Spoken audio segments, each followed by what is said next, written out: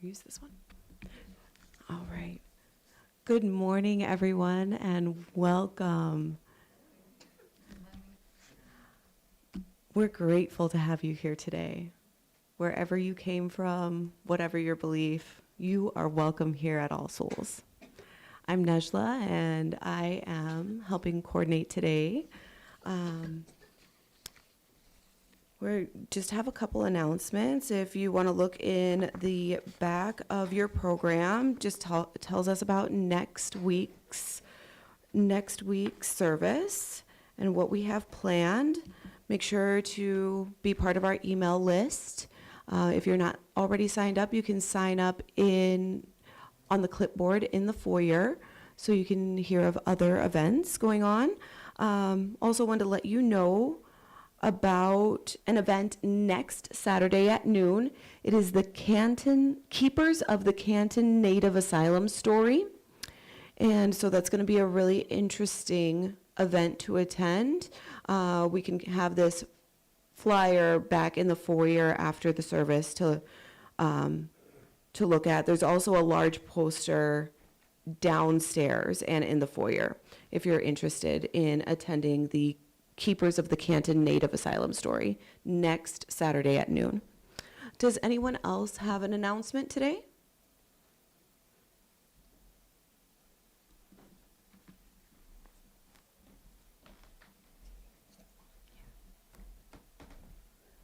Good morning. I wanted to let you know that the women's group is meeting on the beautiful full moon tomorrow night.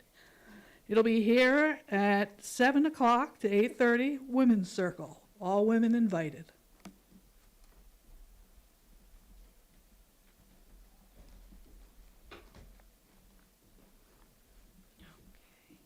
Anyone else?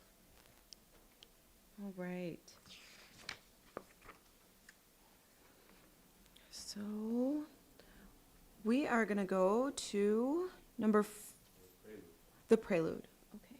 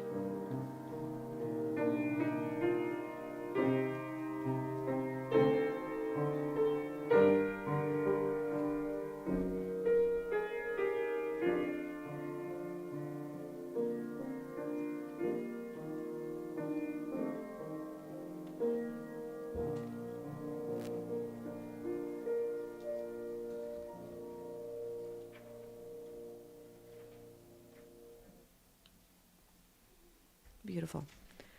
Now we will turn to 439 while we light the chalice.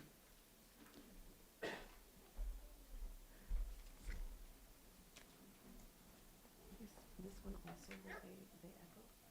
Or do I just read it all? This is the one for chalice. Okay. Okay, perfect. All right, I will read the parts in regular print, and please echo me in the italics. It's number 439 in the gray hymnal, We Gather in Reverence.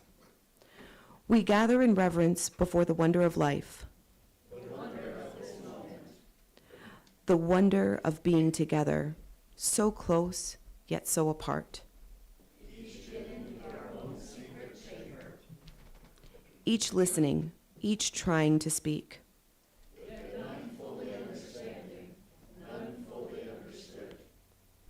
We gather in reverence before all intangible things that eyes see not, nor ears can detect.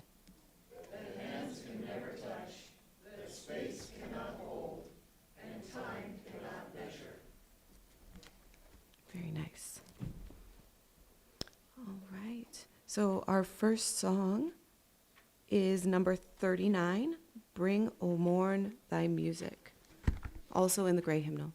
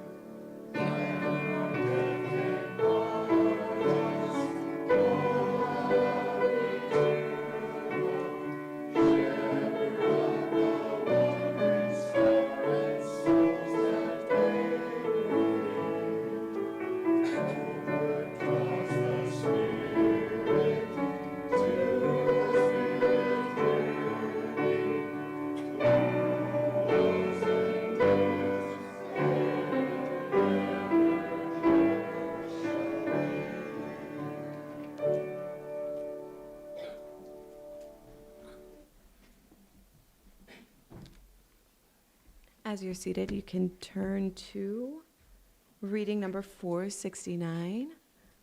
This one's also an interactive one. Please read the parts in italic after me. This is 469, the Spirit of Wisdom. I am mortal, like everyone else, a descendant of the first formed child of earth. And in the womb of a mother, I was molded into flesh within a period of 10 months. When I was born, I began to breathe common air and fell upon the kindred earth. My first songs was her cry, as is true of all. I was nursed with care in swaddling cloths. No king has had a different beginning of existence.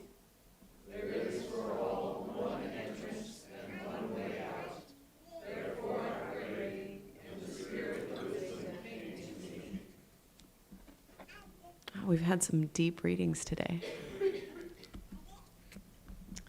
All right, now it's time for the story for all ages. So I invite any children or children young of heart to come up front, and we're going to read a fun story.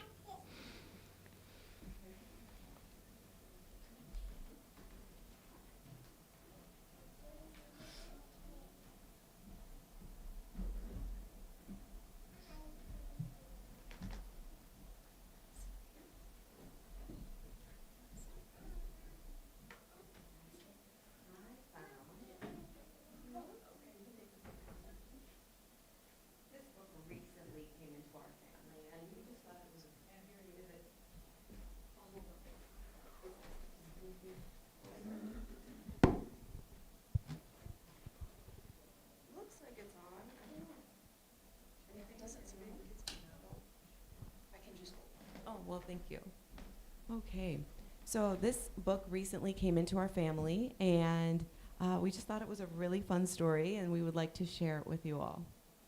Pizza, pizza. Pizza, pizza. Pete's in a bad mood. just when he's supposed to play ball with the guys, it decides to rain.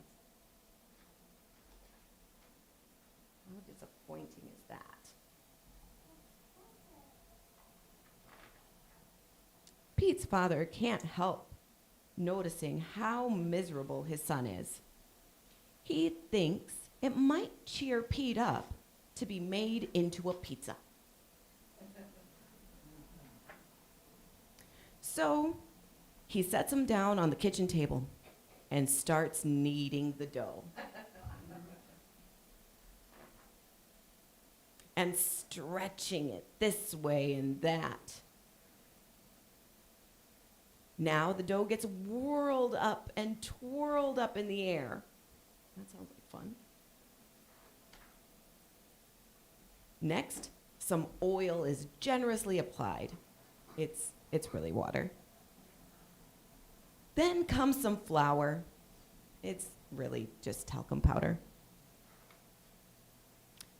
And then there's the tomatoes. They're just really checkers. Pete can't help giggling when his mother says she doesn't like tomatoes on her pizza. All right, says his father, no tomatoes, just some cheese. The cheese is just pieces of paper. How about some pepperoni, Petey? Pete can't answer because he's only some dough and stuff.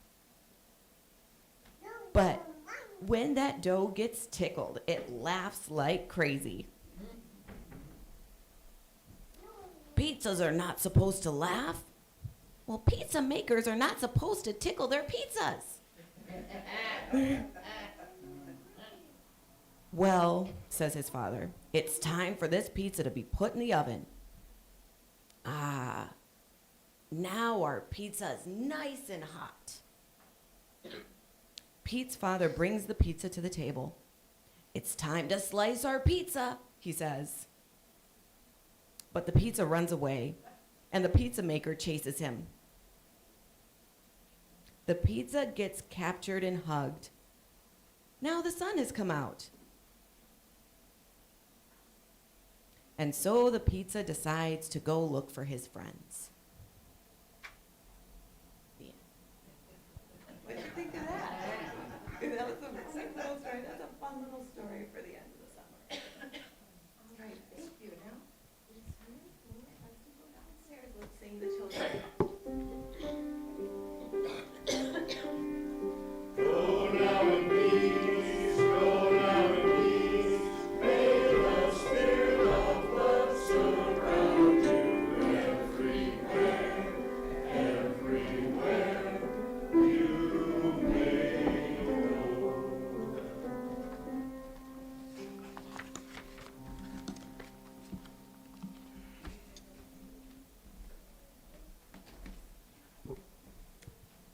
So now it's time for us to share some joys and concerns. And in this congregation, we take a practice of taking a stone from the bowl, holding it, warming it, expressing our joys and concerns, and then we drop it into the bowl and let the vibrations and it ripple out into the rest of the world.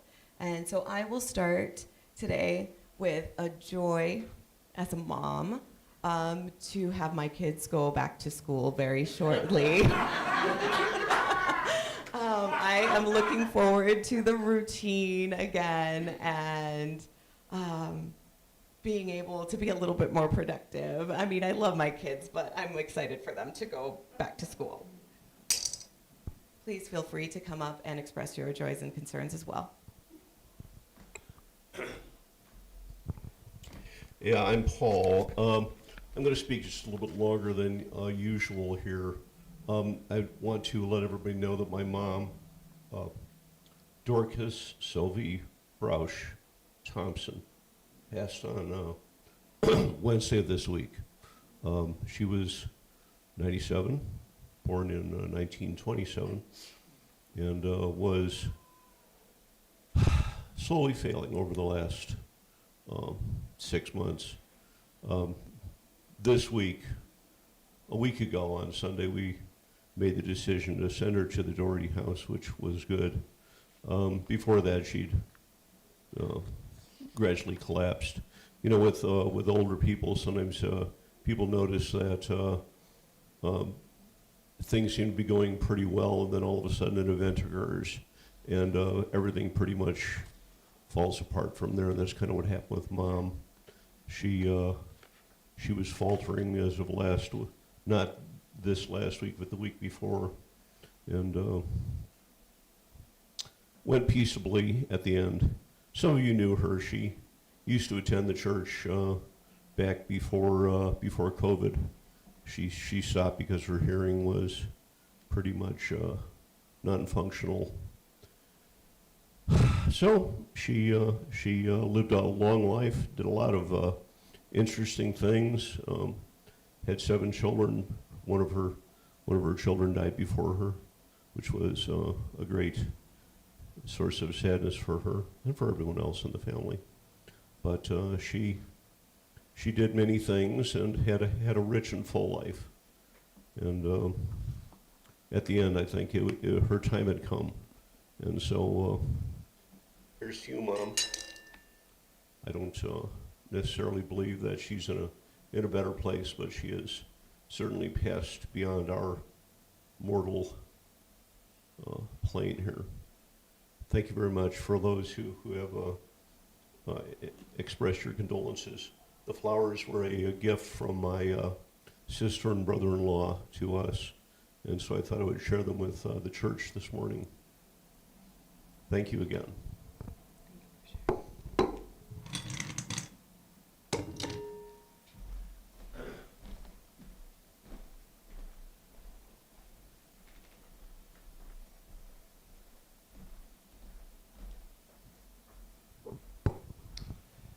Well, no one wants to follow that, but I am Scott. Been here for a little while. There are some grapes in a purple bowl just outside on the table. Please grab a handful. There's some downstairs as well. Please take as much as you want home, too. This is some seedless grapes and the earliest ones, so this is my first fruits and tithe, as they would call it. Please enjoy.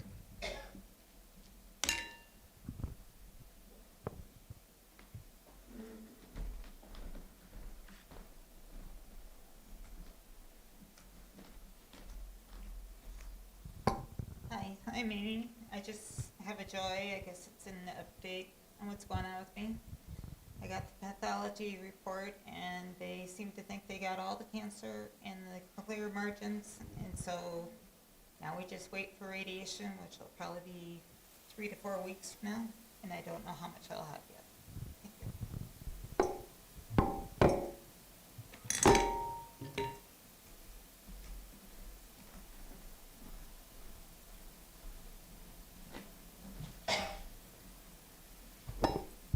Hi, my name is Marcia, and I happen to have a truly remarkable crop of elderberries at home. So if anyone needs or wants some, please take them off my hands. And I'll give you my address if you want me.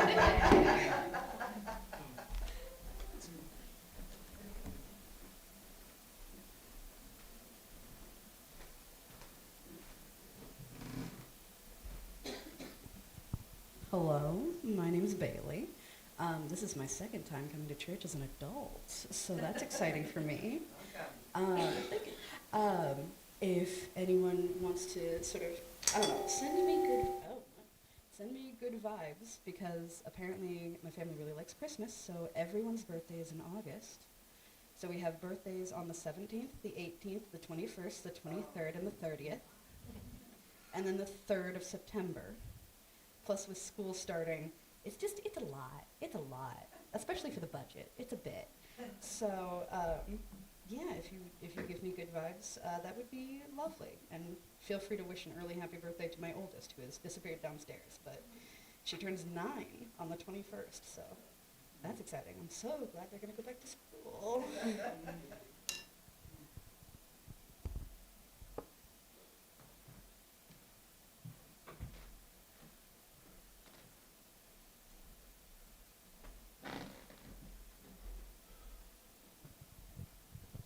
experiencing the joy right now of all the fruit coming in.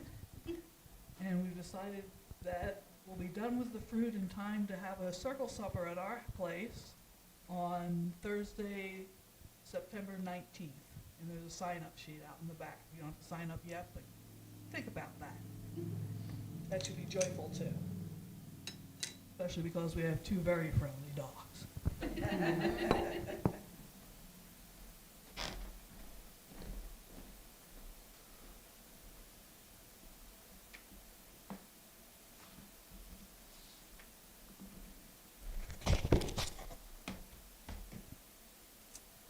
Okay, I'm going to take this last stone here and drop it in for all the joys and concerns that have gone without words today, on unspoken. And now we can just take a moment of silent reflection for all the joys, all the concerns that we've heard, all the ones that we kept inside of us today. Just a moment here of silent reflection.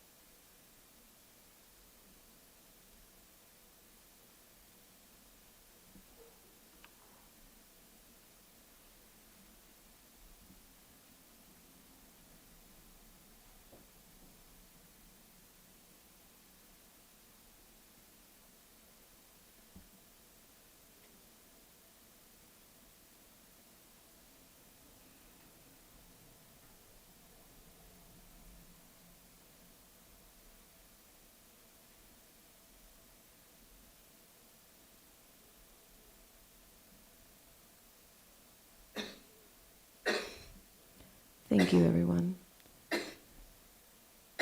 Now we'll slowly make our way to our gray hymnal again, and we will start our second song. It's number 338, I Seek the Spirit of a Child.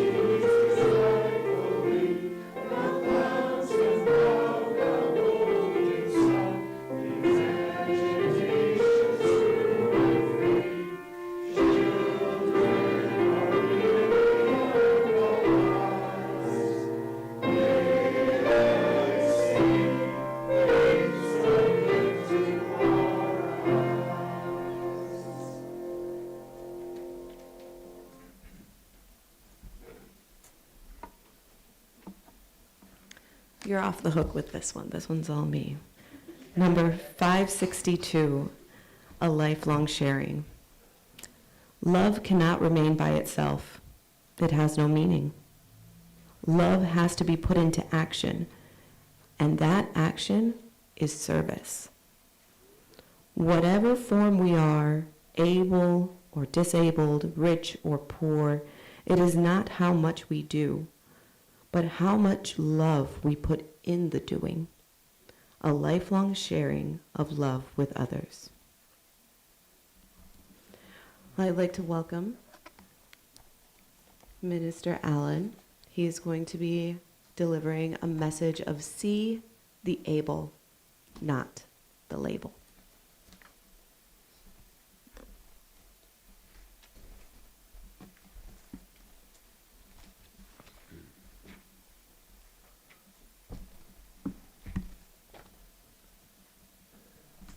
Last night, Janine and I and Lois, my cousin, had the privilege of taking in a show at the Orpheum, the Wizard of Oz Youth Edition. It was an all abilities production, and I recommend it to you. There's one more show this afternoon at 2 o'clock. Grateful to Megan who told me about it. Her son Anthony Weiss was in it and did a great job. And so that's an opportunity you have at the Orpheum this afternoon at 2. And that certainly relates to my topic today. This is more personal than usual. I don't apologize for that, but I'm not normally wanting to bring so much attention to myself.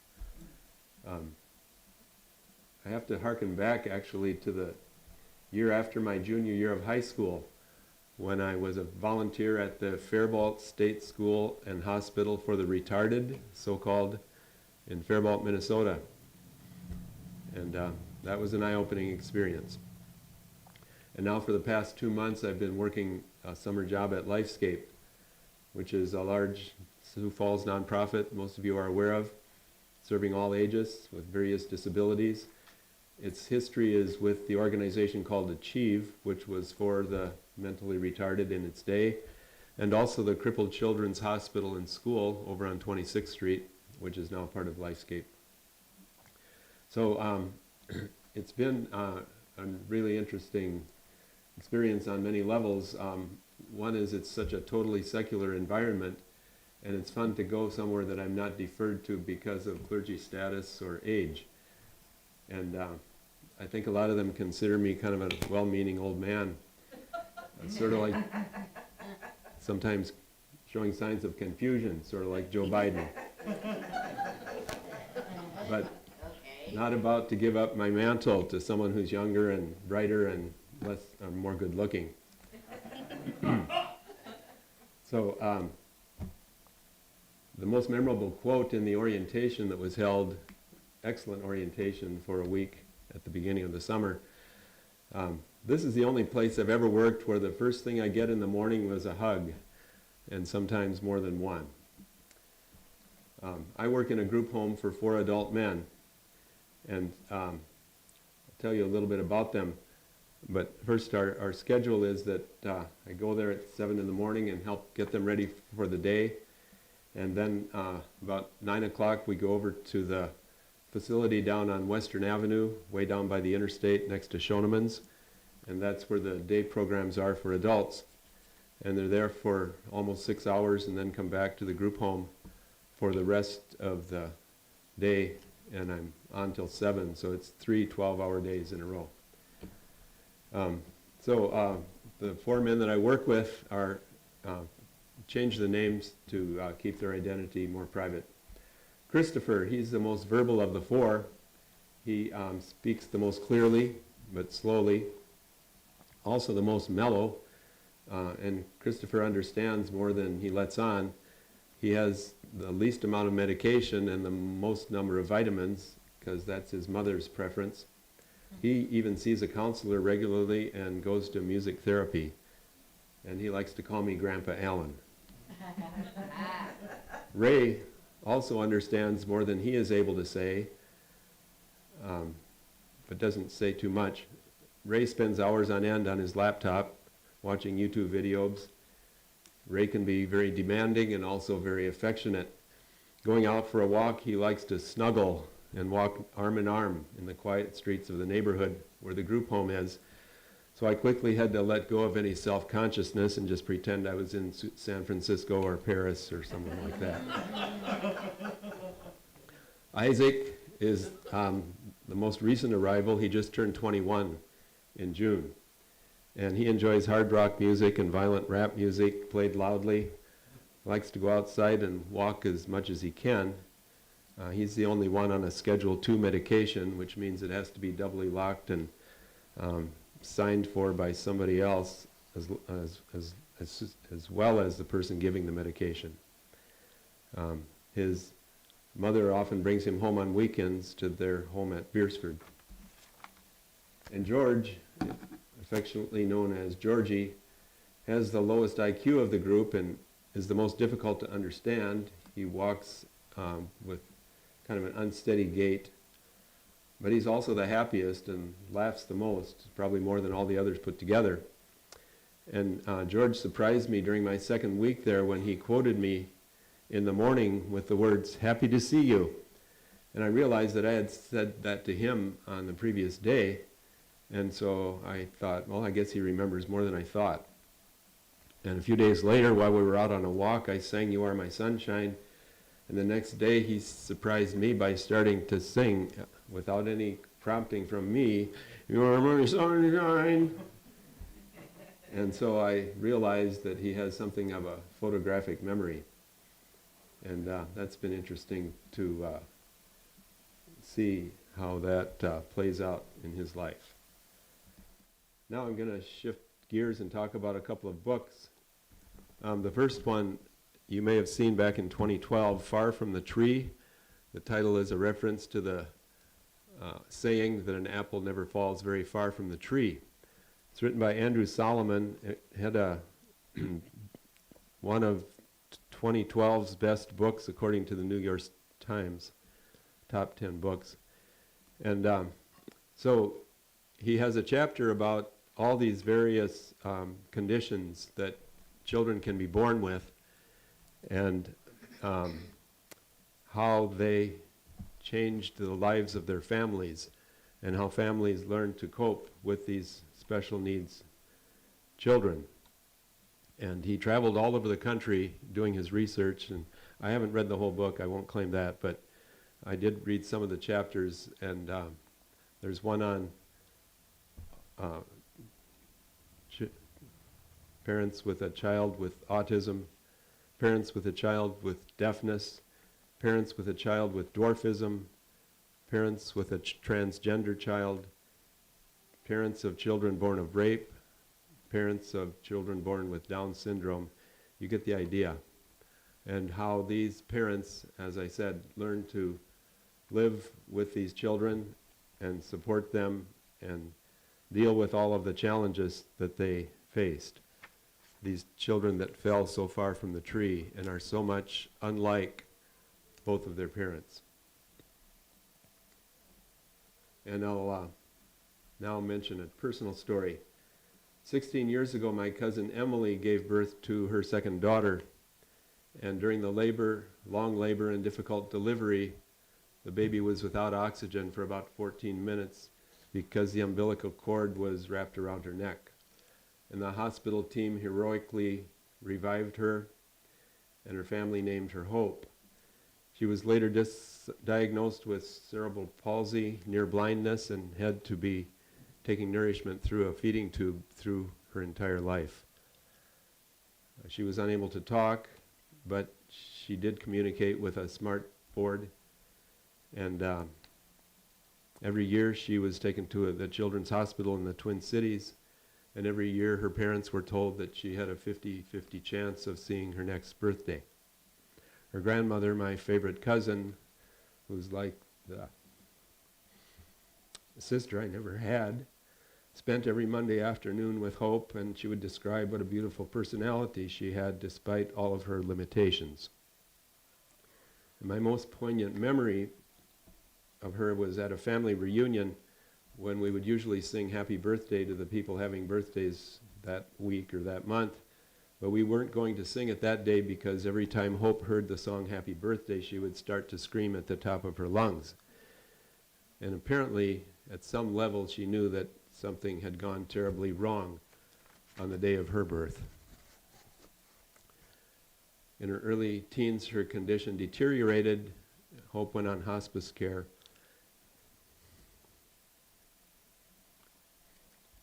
And died a month before her 14th birthday, a month after her 14th birthday. Her family grieved her death just as deeply as anyone who lost a teenager to death, even though at some level it was also a great relief. The other book is The Road to Daybreak by Henry Nouwen. Henry Nouwen is probably the most famous Catholic theologian of the 20th century. He taught at Notre Dame and Yale, and then at Harvard. And then in his mid-50s, Henry Nouwen retired from his position at Harvard and went to France to work in L'Arche, in the small town of Trosly. And L'Arche means the Ark. I'm probably not pronouncing it right, but it serves persons with disabilities. And I was aware of Henry Nouwen in seminary and at that time, and it was just amazing to everybody who knew all of his writings and knew what a renowned theologian he was, that he would resign a position at Harvard and go and care for people with disabilities. And I knew that he had written this book, and I've always wanted to read it, and so this gave me the occasion to read it in reflection upon my last 2 months at Lifescape. And I kind of audaciously thought when I was applying, well, anything a Harvard professor can do, I should be able to do too. So the subtitle is A Spiritual Journey, Working Among the Poorest of the Poor, sort of like Mother Teresa. And also like Mother Teresa, Henry Nouwen came to be plagued with doubt, self-doubt, questioning, and struggling. One of the most powerful things that I read about Henry Nouwen in retrospect is that not only did he make this decision, but he also struggled with his sexuality throughout his life, and did not write about it, but had talked with friends about being gay. And so that wasn't really revealed until after his passing, but that was apparently a major factor in his life in many respects, and probably contributed to some of these self-doubts because of his extreme loneliness. And so it turned out he actually died at age 65 of a sudden heart attack. And his biographer speculated that his struggles with sexuality and the celibacy vow that he had taken and apparently never broke, but that had been such a heavy burden in his life and probably contributed to his early death. But there's a lot of food for thought in here, and I'll just share a few things that Henry Nouwen says that really rang true as I worked in this population. First of all, being slow together is being better than being fast alone. And he gave a couple of examples, going out to pick apples with many of the residents, and discovering that instead of being so task-oriented and wanting to pick as many apples as possible, as quickly as possible, that wasn't working. And what was much better was when he could slow down, reach up and pull a branch down so that a person in a wheelchair could reach the apple and have the joy of picking that apple and adding it to the basket. And likewise in the carpenter shop at this agency, the carpenter, who was a perfectionist, found that he was also expected to be the carpenter, but also he was expected to teach the skills, some skills, to those who could learn them. And so that meant compromising and being less of a perfectionist and being patient and teaching those skills to someone who might not do it as perfectly as he would. And it's like any of us who are parents have experienced having to slow down and teach our child something when it would be much quicker and easier to do it ourselves. But we know that our children need to learn things. And so if we are wise, we will learn to slow down and teach them. Henry Nouwen's second insight is that the heart is not handicapped. And so persons with intellectual disabilities have just as much love as anyone else, and sometimes that love shines through more clearly. And I think that was reflected in the song we just sang as well, the spirit of a child. And so people who remain intellectually children their entire lives remain in some cases more loving their entire lives than many of us adults. It's wonderful to see that level of trust and openness in small children. And so no wonder Jesus of Nazareth said you have to become like children, to be part of the future. Jesus of Nazareth also was supportive of the blind and the deaf and the lame and the lepers, and had special appeal to that population. They are the masters of love, Henry Nouwen writes, and we are their servants. They have no degrees, no reputation, no influence. They don't have connections with influential people. They don't create much or produce much or earn much or pay taxes. And when he would speak to groups like the board of the agency, he would find that they too needed this message of love. And so he would talk about how the fact that you are loved, whether you're important or unimportant, whether you're successful or not successful, whether you have money or don't have money, whether you're physically beautiful or not, you all are loved and need to give love. In the final chapter, as I was saying, he talked more explicitly about his self-doubt, his emotional neediness, his lust for power, and identification with success. You know, when you've written all these books and you've traveled the world giving lectures and so on, and have done all these great achievements, and then you find yourselves wasting a lot of time with very needy people, it was obviously a blow to his self-esteem. There's also a great quote about Paris, since they've been in the limelight with the Olympics. And so this was a description of the loneliness of people in Paris from the perspective of a conservative Catholic. They have chosen to live in Paris, that large city made up of 10 million people, through their own experience of the hardships of city life with its alienations, its struggles, its work, its restraints. They know the stress, the noise of pollution, the joys and the sorrows, the sinfulness and the holiness of Paris. Life in the city today is a wilderness for the masses of men and women who live alone, some worrying about the future, some unconcerned about the future, each unknown to the other. So you didn't see that part of Paris on the Olympics probably, but it's there. Now I'll give a postscript on the four guys so that you don't think this is all roses or fun and game. So Christopher can be obsessed with food. He can be belligerent if he doesn't get his way. And I was told to never sit with my back to his door because he has at times attacked a staff person from behind.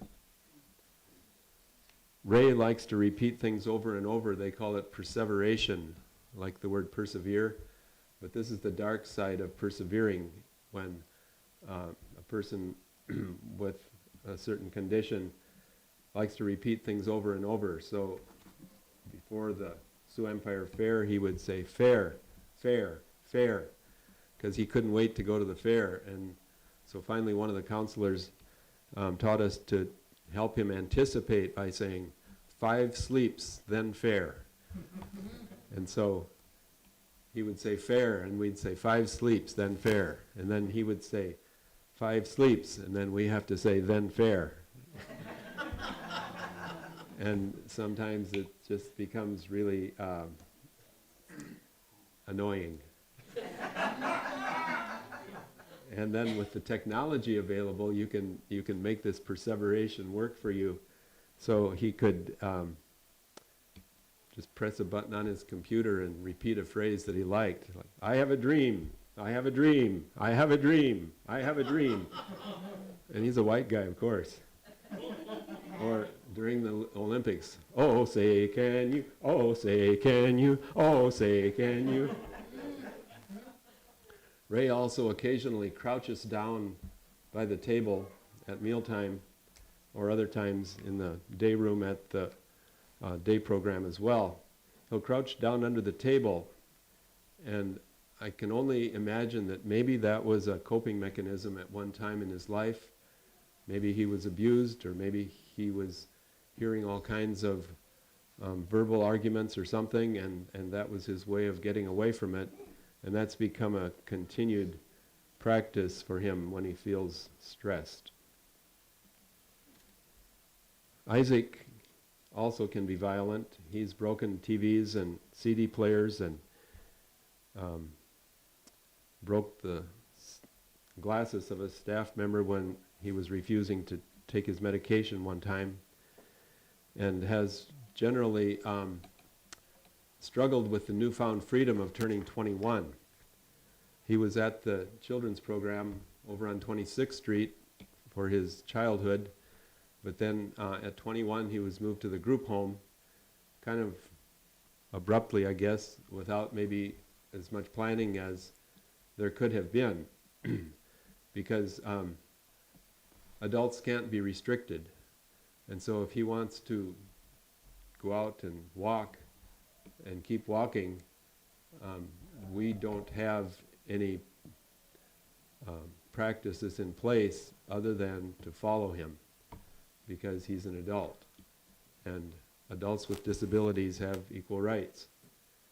But the staff did eventually put in a request to the South Dakota Department of Social Services for an emergency review for both the Human Rights Committee and the Behavior Support Committee, because we have to go through channels for those kinds of restrictions that might be put on an adult. Georgie is emotionally needy. One Saturday I was able to spend more time with him than usual because we had extra staff, and so I counted how many times he said, "Happy to see you," so that I would say back to him, "Happy to see you." And it was 48 times during a 12-hour shift. He also started singing "You Are My Sunshine" at least 20 times, because he likes to hear those words. "You make me happy when skies are gray. You'll never know, dear, how much I love you. Please don't take the sunshine away." And then even the first verse, "The other night, dear, when I lay sleeping." Thankfully, I love to sing, so it kind of works out well. But I assume that for Georgie, he probably didn't hear as much love expressed when he was a child as he needed to hear. And so we're catching up maybe on years of neglect and lack of affirmation. So I've reflected on this too, because, like I say, Andrew Solomon describes so profoundly how some families have been able to really rise to the challenge and take remarkable care of these children who fell far from the tree. But we all know that there are some families who don't rise to that occasion and probably don't provide as well for those children as they need.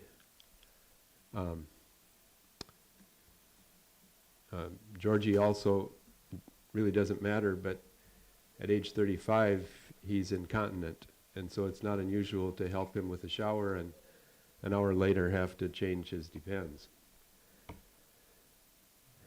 But as I said, when we become close to these people, things like that don't matter as much as you'd think. Well, this whole talk is meant to be a reflection on the first principle, the inherent worth and dignity of every person. And thanks to the ACLU and the work of lawyers and so on, people with disabilities do have equal rights in our society, for better or for worse. Sometimes it puts them in danger if they don't know the danger of traffic. Um, and it's been said that people with disabilities are the largest minority in the country. And I guess it depends on how you count. I mean, is having astigmatism also a disability? I'm not sure. But anyway, there's a lot of them out there. And it's more public, of course, than it used to be. And now I'm amazed when I see, people who are missing a limb and wearing shorts, missing the bottom part of their leg and wearing shorts, which wouldn't have been done in my childhood, or a person with an arm that's severed at the elbow wearing short sleeve shirts. That wouldn't have been done. He would have had a long sleeve shirt with a pin at the bottom. But anyway, I want to suggest some questions to reflect on, and we can talk about these during the circle. How much technology is appropriate? There's so much that can be done to keep people content with technology. How much medication is appropriate? How much money is appropriate to spend on this population? Every school district struggles with that because the legislature mandates certain programs and then doesn't fund those mandates, and so the school board has to shift money from one other area to cover the needs of those who are disabled. How much do we help them to do for themselves instead of doing it for them? It seems like a lot of my colleagues are so quick to do everything for everybody instead of training them to help fold the laundry or at least transfer the clothes from the washer to the dryer, which I've done quite a few times. And why can't we have meals as a group instead of this meal for this person and this meal for that person, which happens in a lot of families now too. So if orange is the new black, and maybe the addicted are the new disabled in our society, people with these traditional disabilities are not sheltered and hidden away and a source of embarrassment as much as they used to be, but people with addictions certainly are. So those are some things to think about, and the song that I'll sing at the end also relates, and I'll introduce that later. So, the inherent worth and dignity of every person, may it be true for us all.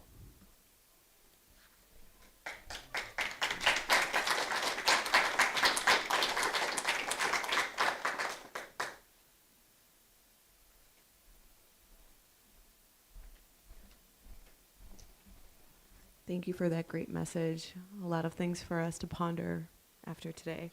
Now we'll go ahead and do the offering and listen to Carol's lovely music.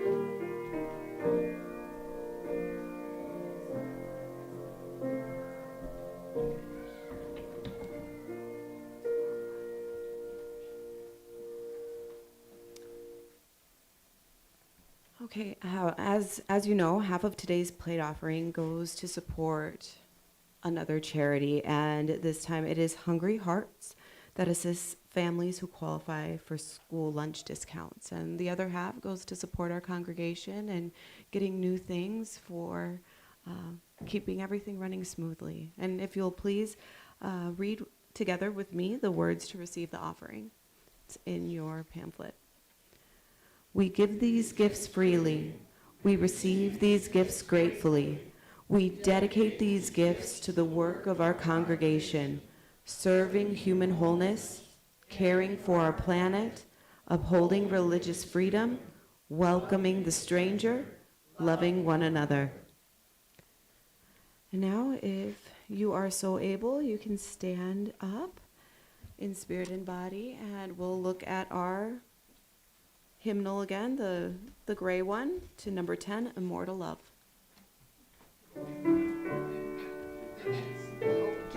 Just 2 verses.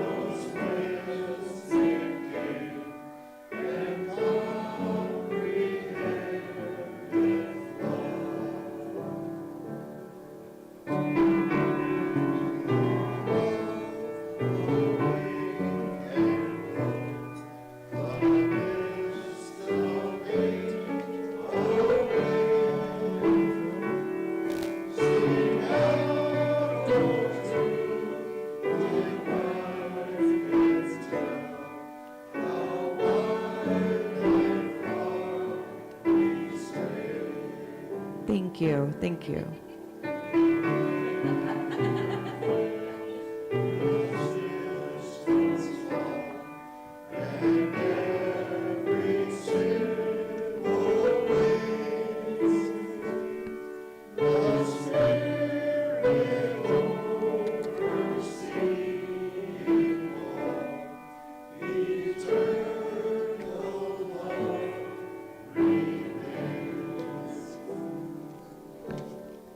Well, that was a beautiful enough song to see it through, so we'll skip the last reading. Okay, should I announce the, okay, a couple other things, is that before or after the challenge? Okay, then announce, okay, very good. Oh, announce now, okay. All right, and I had forgotten to mention at the beginning of the program to not forget that we have the music recital next Sunday at Dow Rummel. So it's in our just extra piece of page in our pamphlet there to read over, and if you're interested in bringing art. Also, please, if you have children and would like to have your voice heard in what our religious education will be going forward, please meet me in the conference room at 11:15, and then we'd love to have you for coffee and fellowship downstairs until our circle discussion at 11:30. Yeah, oh, in the library. Yes, library, sorry about that. That's for the spiritual education meeting will be in the library. Okay. So now we'll extinguish the chalice. The chalice is extinguished, but the light goes with us out into the world. So just a note about this, it's kind of an anachronistic song because it was from a time when the disabled population was probably treated less well than today, but it's from the Disney Christian tradition when they made the Hunchback of Notre Dame several years ago. God help the outcasts.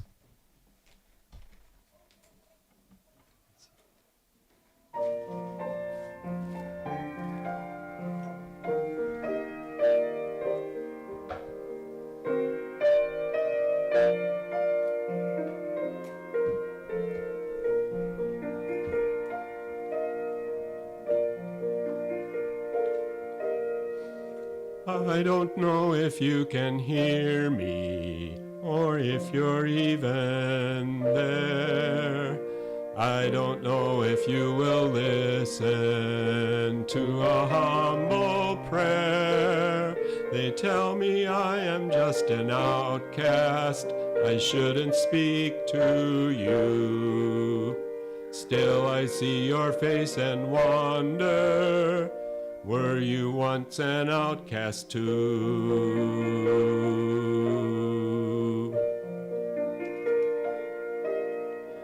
God help the outcasts hungry from birth. Show them the mercy they don't find on earth. The lost and forgotten, they look to you still. God help the outcasts, for nobody will.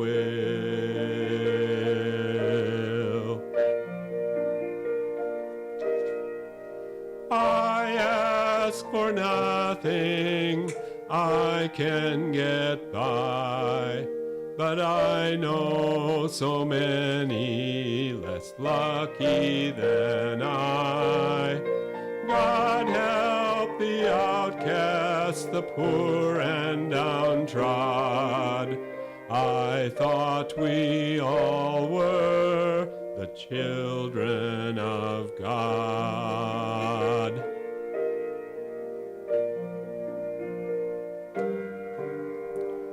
I don't know if there's a reason why some are blessed, some not. Why the few you seem to favor. They fear us, flee us, try not to see us. God help the outcast, the tattered, the torn, seeking an answer to why they were born. Winds of misfortune have blown them about. You made the outcasts, don't cast them out. The poor and unlucky, the weak and the odd, I thought we all were the children of God.